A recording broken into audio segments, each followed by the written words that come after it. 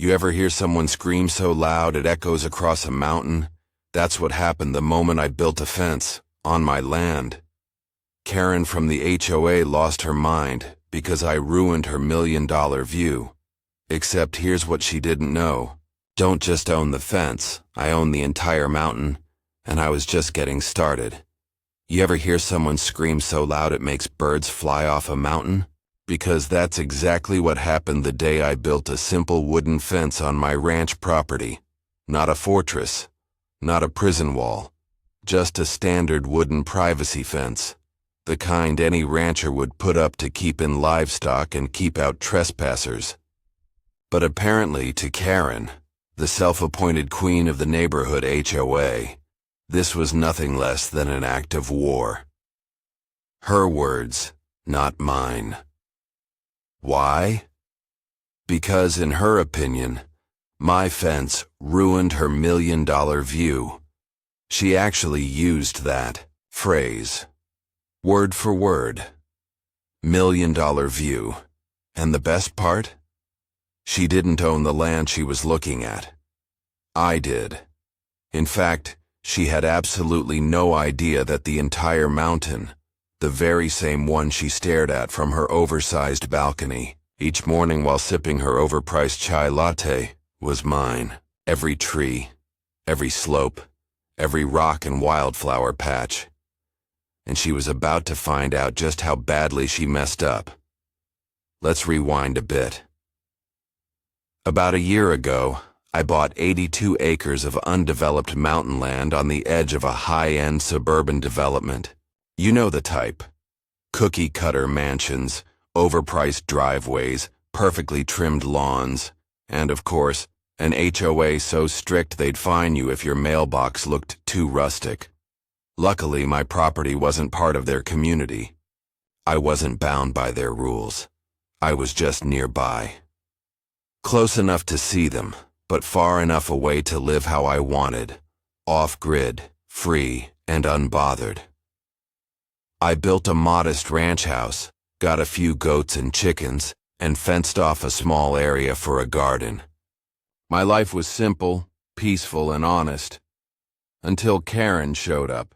She arrived on day 3 of my fencing project, stomping down the slope from her backyard like a suburban Godzilla in Lululemon, arms waving, hair frizzing, rage practically radiating. "Off her! You can't build this!" she yelled, standing right in front of my crew. "This is protected viewland. You're violating community aesthetics." One of my workers just blinked at her. The other took off his headphones and said, "Ma'am, this is private property." I walked over calmly, wiped the dust off my gloves, and asked, "Can I help you?" She pointed a finger in my face like I'd just spray-painted her Tesla. "This fence will destroy the view from my master suite. I paid top dollar for that vista, and now it'll be ruined." I let her finish, then replied with the most polite version of not my problem I could manage. "Well, ma'am, I own this land. And this fence? It's not only legal, it's necessary. I've got animals to protect, and I like my privacy." She turned red, like steam coming out of her ears red. "You'll be hearing from the HOA," she shrieked. "This is unacceptable." I smiled. "Great. Let them know I'm not part of it." She stormed off, probably rehearsing a courtroom speech, in her head the whole way back. That evening I got a letter in my mailbox, fancy envelope, gold foil logo on the flap. Yep, the HOA. Inside was a notice of violation. It accused me of altering protected land, blocking scenic corridors, and breaching community harmony regulations. Thing is, none of it applied to me. My land sat just outside the HOA's legal boundary. I wasn't subject to their rules, regulations, or Karen's ever-changing mood swings. But since they wanted to get technical, I decided to return the favor. I walked into the county records office the next day and requested a full property file. Surveys, deeds, topographic overlays, the works. Turns out not only did I own the hillside Karen was complaining about, I owned the entire ridge above her neighborhood. The path of her $1,000,000 view, that glorious mountain sunrise, the winding forest trail in the distance, all mine. I decided to let her know. The next week, I sent a very neat, very legal letter to the HOA board, certified mail. Of course, attached were my original purchase deed, a highlighted map showing exact property lines, a signed survey proving my fence was well within my rights, a polite cease and desist requesting they stop harassing me. I made it crystal clear. Any further contact from their board would be considered legal harassment and treated accordingly. 3 days later, Karen came screaming again. "You think you're so clever?" she shouted from the edge of my fence line, practically foaming at the mouth. "Just wait until we get the county involved." I calmly walked over, held up a copy of the same deed she just received in the mail, and pointed to the ridge behind her house. "See that tree line up there?" I said. She narrowed her eyes. "Yeah, I own that, and everything behind it, all the way to the peak. This fence? This is just the start," she gasped. I leaned in just slightly. "You want to keep pushing me? I'll plant a whole line of fast-growing evergreens right across your view. You'll be staring at bark for the next decade." She turned and ran. I went back to work. A week passed, then 2. I figured maybe, just maybe, the HOA had backed down. But Karen, oh no. She was plotting. Suddenly, a strange drone started hovering over my pasture at sunset. My animals got spooked. Then I found tire tracks near the back gate. Someone had driven onto my property from the far side. No note, no explanation. So I upgraded my fence, extended it higher, reinforced the posts, installed motion-activated lights and trail cams around the perimeter, and then, for good measure, I built a remote-controlled access gate at the bottom of the ridge, with a keypad and a camera. Legal, secure, mine. To make it even clearer, I posted a handcrafted sign at the fence line. Private ranch land. You are not entitled to this view. Respect the boundary. Stay off my mountain. Did it stop Karen? Not exactly. She filed one last desperate complaint with the county, claiming I was developing scenic land without environmental review. The inspector came out, took one look at my setup and said, "Looks good. All clean. You've done your homework." He left. I waved at Karen's house from the top of the ridge. Fast forward to now, Karen still lives in her giant house, but her $1,000,000 view, it's gone. My privacy fence is in place. I went ahead and planted the trees anyway, not to spite her, but because I like them. Tall, thick, quiet. Her once glorious balcony now overlooks a solid line of cedar and pine. She tried selling the house twice. No bites. Word got out that the view wasn't what it used to be. She finally stopped talking to me. The HOA never bothered me again. And every morning, I sit on my porch with a cup of black coffee, watching the sun rise over the mountain I own. Peaceful, free, quiet, exactly how I like it. Because out here in the wild, property lines matter, and Karen learned that the hard way. Let me back up and tell you exactly how this drama started, because believe me, it didn't begin with a fence. It started with a dream. After years of grinding in the city, I finally saved enough to buy a piece of land far from the noise, the crowds, and the stress. What I ended up finding was 82 acres of untouched mountain, ranch land, hills, trees, open sky, exactly what I needed. It was the kind of place where the sunrise looked like a painting, and the only sound at night was the wind through the trees. But here's the catch.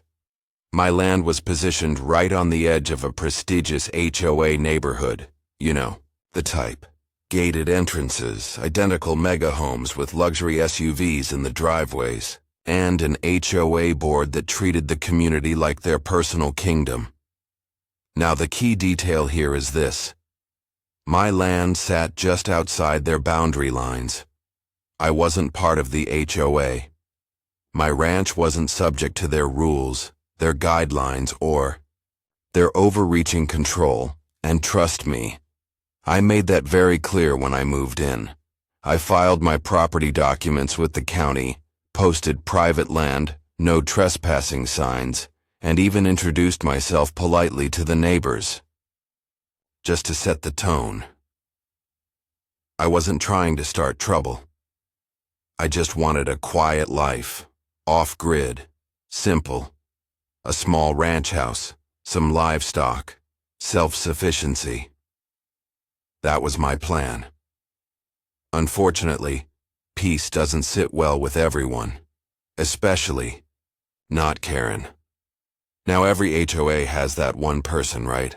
The one who takes the title of board member way too seriously. The one who acts like she's the mayor of the neighborhood. The one who clutches her pearls if a lawn is mowed a day late, or a car is parked slightly crooked. That was Karen, blonde bob, mirrored sunglasses, clipboard always in hand. She didn't just serve on the HOA board. She practically was the board. And from day one, she made it her personal mission to make my life difficult. It started small. Passive-aggressive notes left in my mailbox. One read, "Please keep rooster. Noise to a minimum during breakfast hours. Residents are disturbed." Another one said, "Your fencing materials appear unsightly from the community's west-facing view. Perhaps consider paint that blends with nature?" I laughed at first. Surely this was just someone overstepping a little. No big deal. Then she escalated. She tried filing noise complaints with the county, citing my rooster.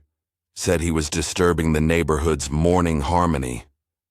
Never mind that my land was zoned for agriculture, and roosters were completely legal. Next, she called code enforcement, twice, claiming my livestock weren't properly housed. An officer came out, looked around, and said, "Honestly, you're doing everything by the book. Looks like someone's got too much time on their hands." Yep. Karen was wasting government resources just to harass a rancher. Still, I tried to be civil. I didn't want a war with the HOA. I figured if I stayed quiet and minded my business, she'd eventually get bored and back off. I was wrong. Because one morning, as I walked my property like I always do after feeding the animals, I spotted something strange up on the slope. A figure. Standing still. At first I thought it might have been a hiker or maybe a neighbor walking too far off trail. But as I got closer, maybe 30-40 feet away, I realized what was going on. It was Karen, on my land, wearing an oversized sun hat, holding a pair of binoculars and standing on top of a rock outcrop, looking directly at my ranch house. I stopped in my tracks. She didn't even flinch, just slowly turned her head toward me, totally unbothered, like I was the one trespassing. I called out, "Excuse me, can I ask what you're doing on my land?" She didn't apologize, didn't act embarrassed. She just smirked and said, "Oh, I was just enjoying the view.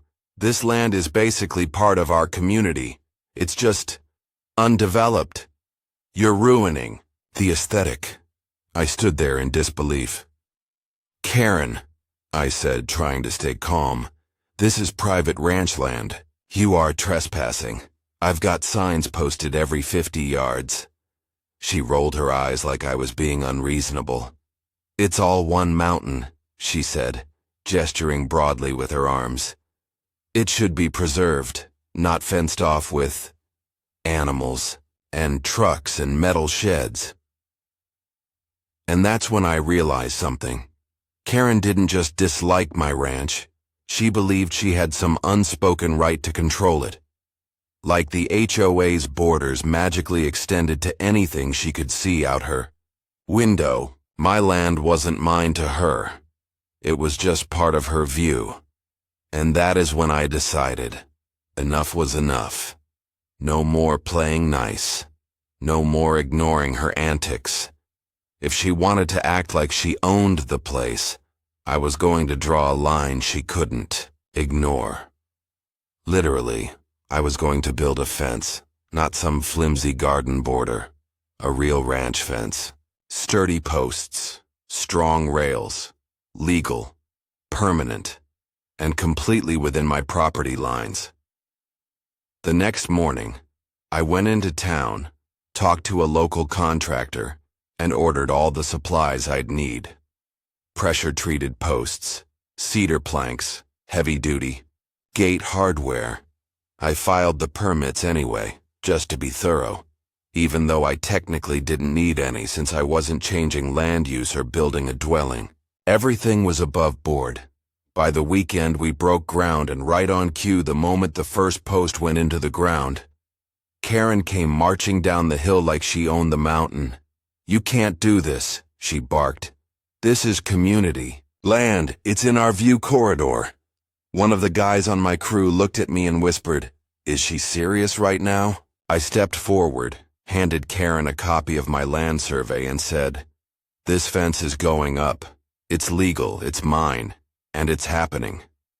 She tried again. "This will devalue the homes. You're ruining the scenery." I didn't even flinch. "Karen," I said, "you're standing on the very spot where I caught you trespassing. This fence, it's not just legal, it's overdue." She screamed, like full-on horror movie scream, a raw, frustrated shriek so loud that birds flew out of the trees. I'm not kidding. It echoed off the ridge and startled my goats. Then she stomped away, muttering something about calling the board. And sure enough, the next week, I got a letter from the HOA.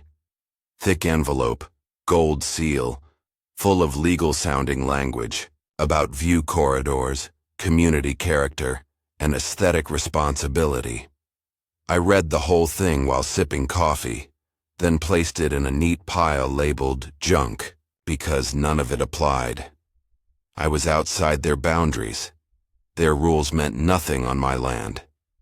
And just to make sure they understood that, I sent a polite response with a certified copy of my deed, the county's zoning map, a highlighted boundary, showing exactly where their power stopped, and a short note that read, "This land is privately owned, agriculturally zoned, and under no HOA jurisdiction.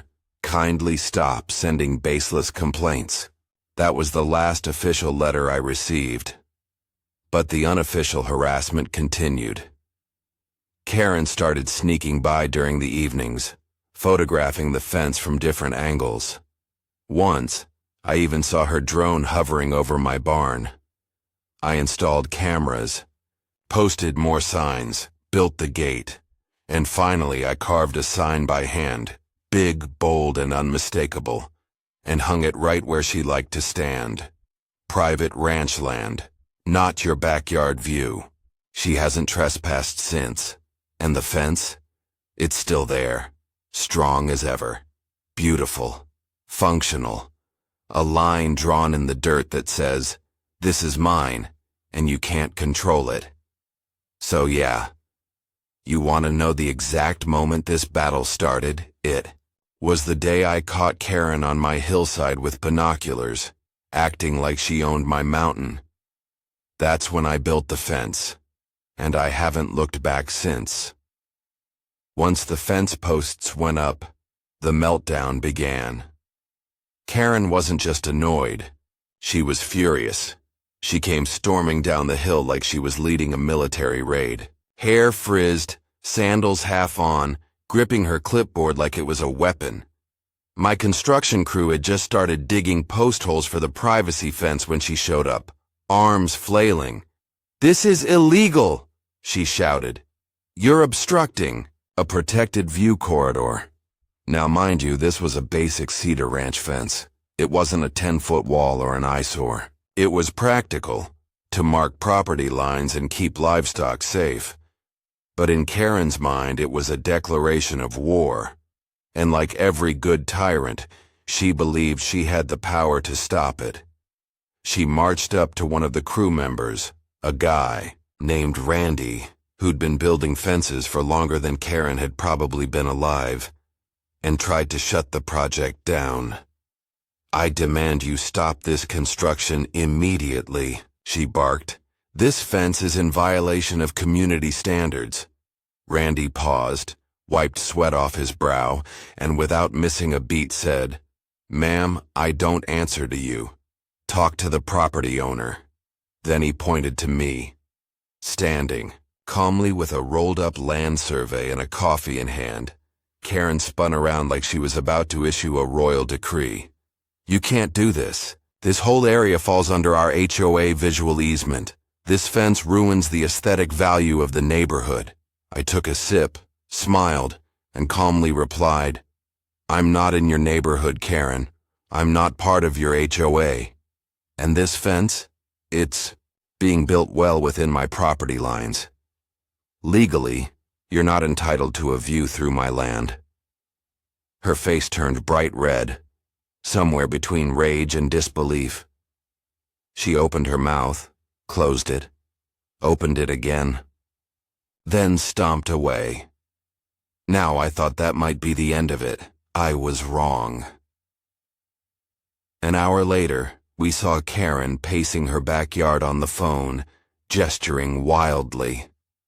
By the next morning, flyers were taped to every HOA member's front door. "Emergency HOA meeting. Tonight. Urgent." Apparently she'd called in the cavalry. That evening, while I grilled burgers on the porch, I could see the silhouettes of neighborhood folks gathering in Karen's living room, arms crossed, heads shaking, hands waving, in animated protest. From across the fence line, I could hear the words property value, code enforcement, and visual disaster. They were acting like I'd built a landfill, not a wooden fence. 3 days later it arrived, the letter. It was thick, printed on fancy paper with the HOA's gold seal and everything. Inside was a multi-page document full of strongly worded legal jargon and empty threats.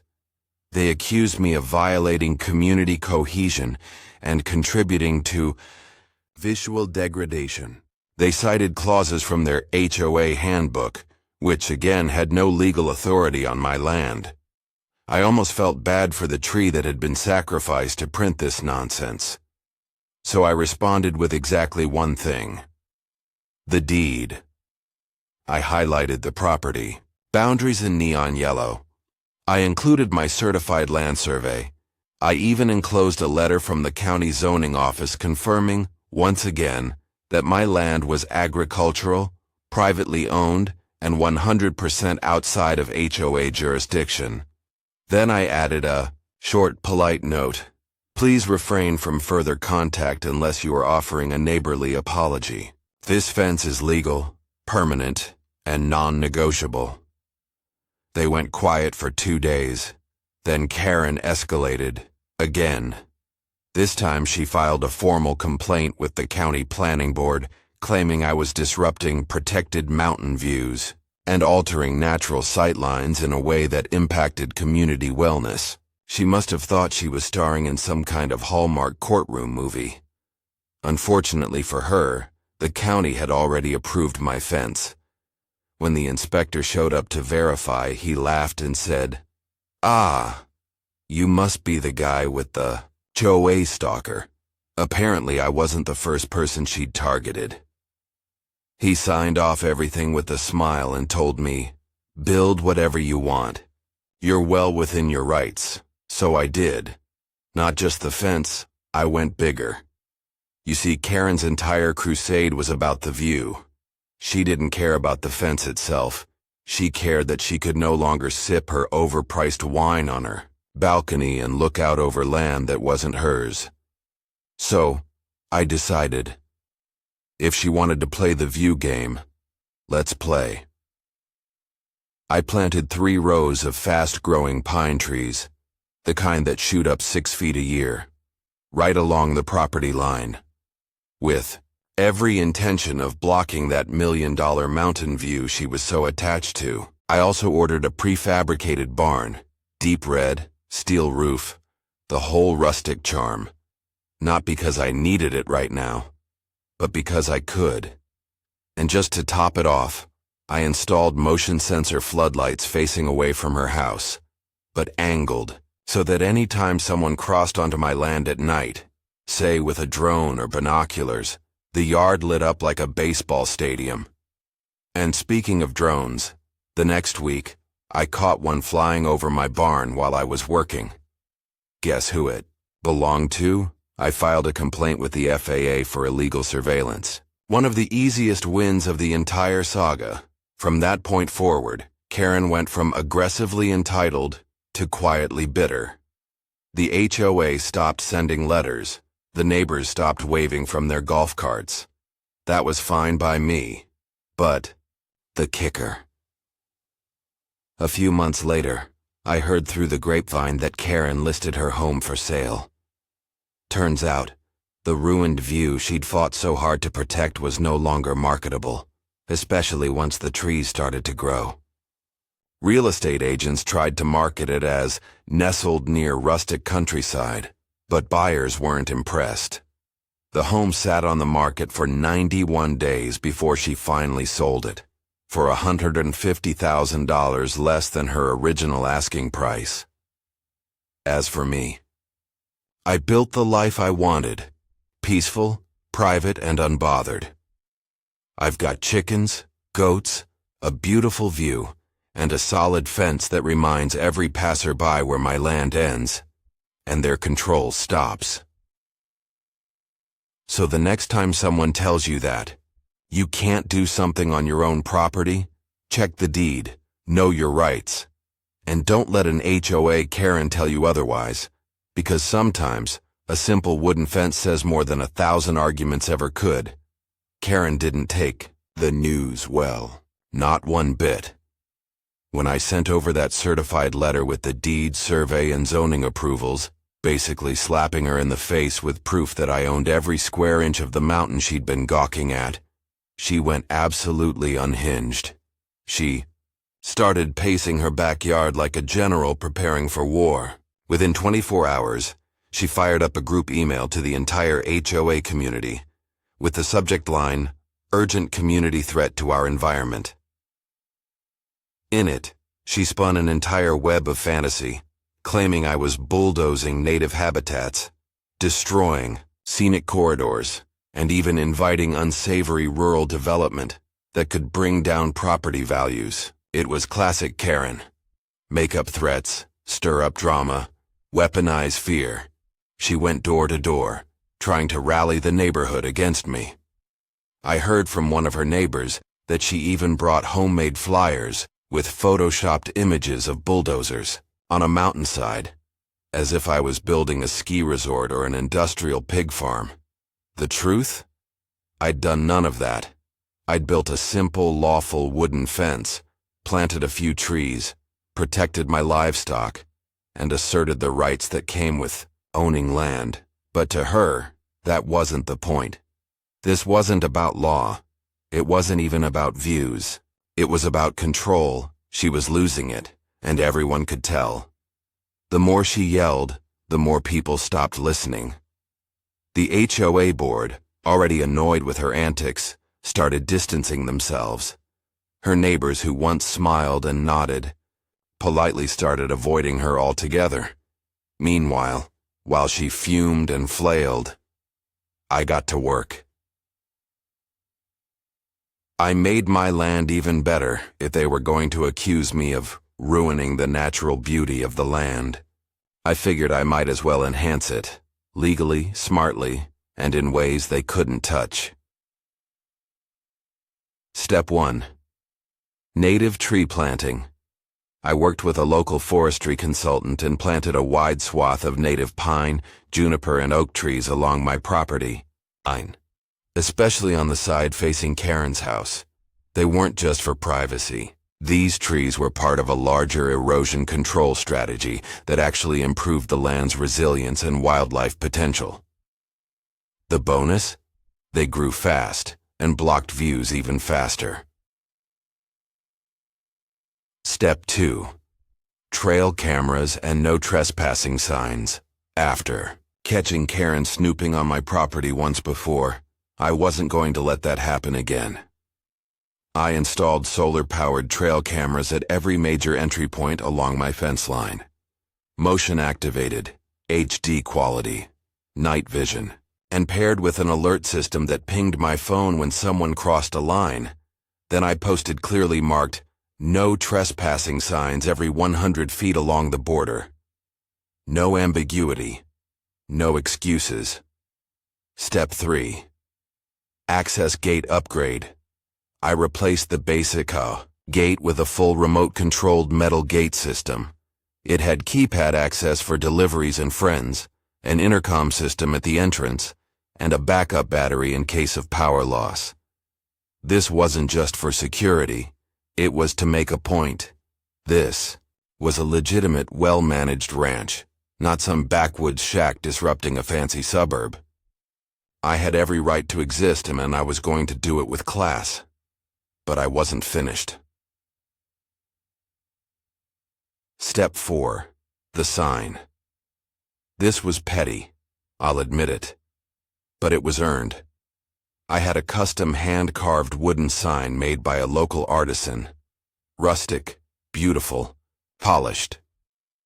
I installed it on a tall post right on the highest point of my fence, facing directly toward Karen's home. It read, "Private ranch land, scenic view courtesy of me." No curse words, no threats. Just a crystal clear message. Your morning coffee view exists because I allow it.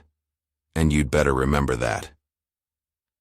The HOA's final move, and the legal smackdown. I thought that would be the end of it. But Karen had one last move. In her bag of tricks, she tried to weaponize the HOA's bylaws, again. Only this time she didn't target the fence or the trees. She claimed that my improvements, the erosion control planting, cameras, gate, and signage, violated the neighborhood's environmental harmony clause. She argued that I had altered the natural balance of the surrounding landscape and introduced elements that clashed with the intended visual uniformity of the community. Remember, my property isn't in the HOA.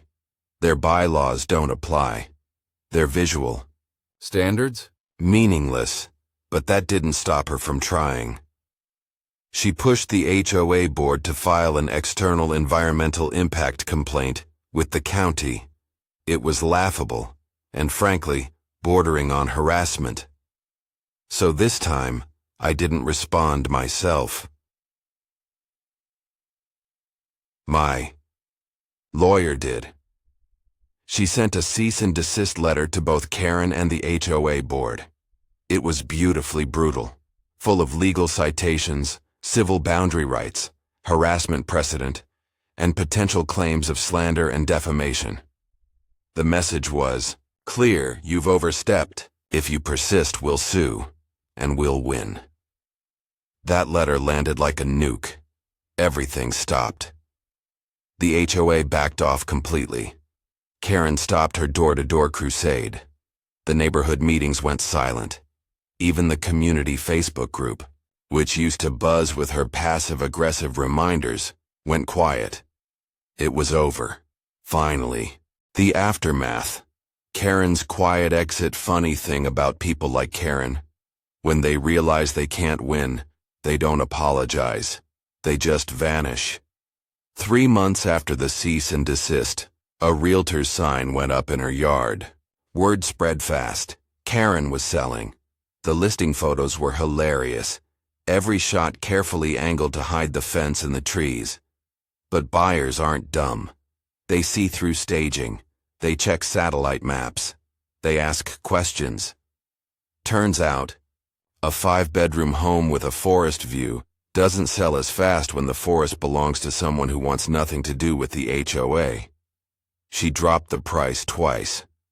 Then pulled the listing, relisted with a new agent. Finally, after nearly 100 days on the market, she sold it for about $130,000 less than her initial asking price. Poetic justice, peace at last, and the best view money can't buy. Since Karen moved, life's been exactly what I wanted when I bought this land. Quiet, private mine. I wake up to the sound of roosters and the breeze in the trees I planted. The gate keeps out trespassers. The cameras keep me informed. The fence keeps my animals safe, and the view's still there, still beautiful, still completely under my control. No HOA, no board meetings, no Karen. Just open sky, fresh air, and peace, earned through persistence and a firm understanding of property rights. Today, my fence still stands. 8 feet tall, solid cedar, and impeccably constructed. It's more than just a boundary. It's a symbol of knowing where my land ends and everyone else's begins. It carries every last drop of sweat, every boundary dispute, and every legal document I ever filed to make sure what's mine stays mine. On my side of that fence, life thrives. The goats, happier than ever, bleating morning greetings under the fence line. The chickens wander freely, scratching up fresh insects in cleared spots, and even the new turkeys, descendants of the original flock, strut around proudly, puffing their feathers, like they own the joint. Well, they probably do. Every single one of them roams in peace, safe from wandering into the neighbor's yard or getting spooked by traffic they're not used to. And if anyone tried to cross that fence without my permission, they'd have to deal with motion cameras, motion lights, and that beautiful sign I carved. Private ranch land, scenic view courtesy of me. That fence isn't just wood and nails. It's my shield, and my statement rolled into one, the ISO view that changed everything. Because while the fence meant safety and security for my animals, it represented something even more powerful for me. Reclaiming the view. Before, anyone could wander up above me and peer down, legally or not, on my animals, my land, my life. But now, when I step onto this porch, first thing in the morning, the fence makes everything feel right.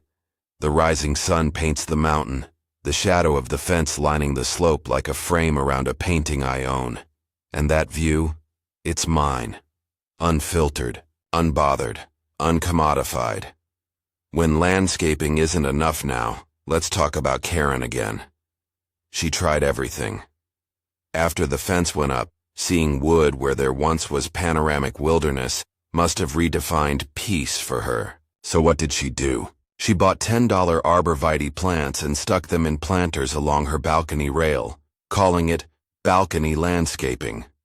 On social media, she posted captions like, "Trying to soften the fence's impact, nature's healing energy," something like that. Let me paint you a better picture. Those plants lived for about 6 weeks before most of them wilted. The wood fence, it's still there, thriving. So much for softening the blow. Not so fun fact, you can't bribe your view with weak greenery. When real estate reality hits hard, you know the craziest part? Months after Angela's balcony bush phase, I started hearing rumors through the grapevine. Karen listed her house for sale.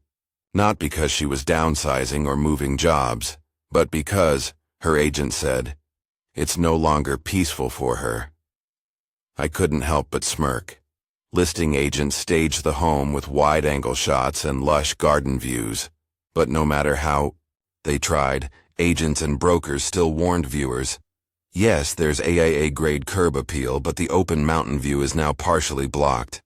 She slashed the asking price twice. The house lingered on the market. Finally, after nearly 90 days, a market eternity, it sold for $150,000 less than what her neighbor down the street received for a nearly identical home. So to reboot her peaceful view, she gave it up entirely. Meanwhile, I sip coffee where the real sunrise never stops. Solidly legal, endlessly personal, this fence wasn't thrown together.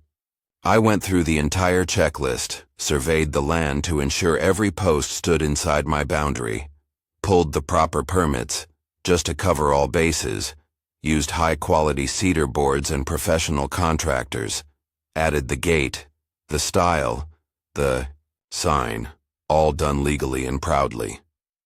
When the HOA wrote their threats, they got a certified letter with my deed, the county maps, and a polite but firm message: your rules don't apply here.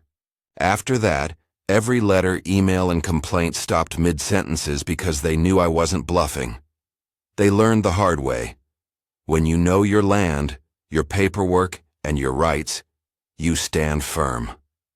Morning ritual, lifetime reward now. Every morning begins the same way. I wake before dawn.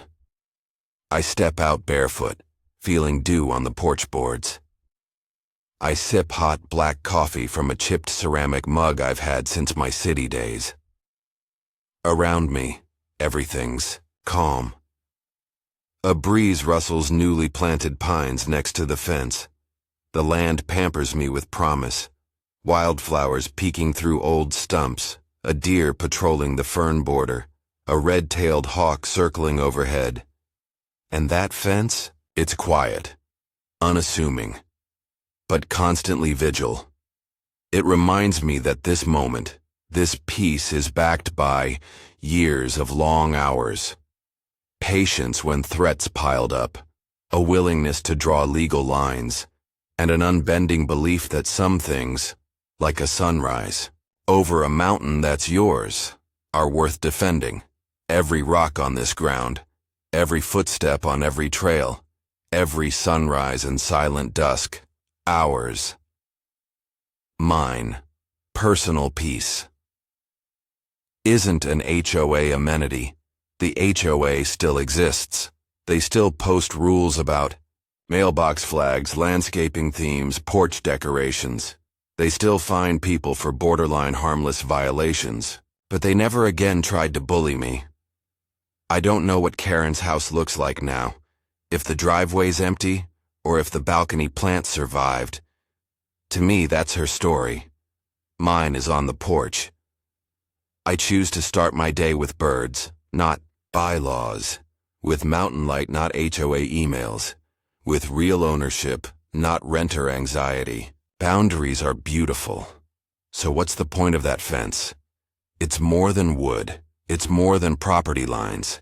It's more than early morning coffee and quiet. It's a statement. I own this place, and I will protect what belongs to me.